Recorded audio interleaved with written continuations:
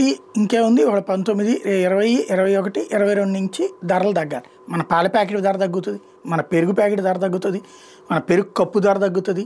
అట్లాగే మనం ఇప్పుడు రెడీమేడ్ చపాతీలు అవి పట్టుకుంటున్నాం కదా, అవి తగ్గుతాయి. వీటితో పాటుగా అనేక వస్తువులు సిల్క్, మన షాంపూ దగ్గర నుంచి అన్ని. ఇవే కాకుండా అనేక సంస్థలు అయితే అడ్వర్టైజ్మెంట్లు ఇచ్చేస్తున్నారు.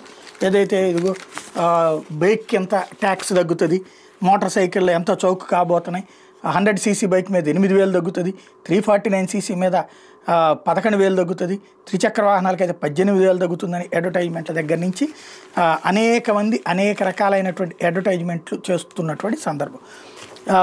ఇదంతా ఒక ఎత్తు అయితే వాళ్ళందరూ అడ్వర్టైజ్మెంట్ చేస్తున్నారు. కానీ ఇన్సూరెన్స్ కంపెనీలు ఎందుకు నోరు విప్పట్లేదు? ఇప్పటికే సిమెంట్ కంపెనీలు 8 నుంచి 10% ధర తగ్గిస్తున్నాయని తీసుకున్నాయి. పాల డైరీలు ఇప్పటికే మదర్ డైరీ అనౌన్స్ చేసింది ₹3, ₹2 తగ్గిస్తూ. ఇప్పుడు వీళ్ళు ఎందుకు తగ్గించరు అంటే, ఇన్సూరెన్స్ కంపెనీలు ఇదిగో నీ దగ్గర ఇప్పుడు ₹1,00,000కి ఇదివరకు 1,18,000 వసూలు చేసాం, ఇప్పుడు 1,05,000 అని ఎందుకు చెప్పరు? ఎందుకు అడ్వర్టైజ్ చేయరు? ఇది $1,000,000 ప్రశ్న.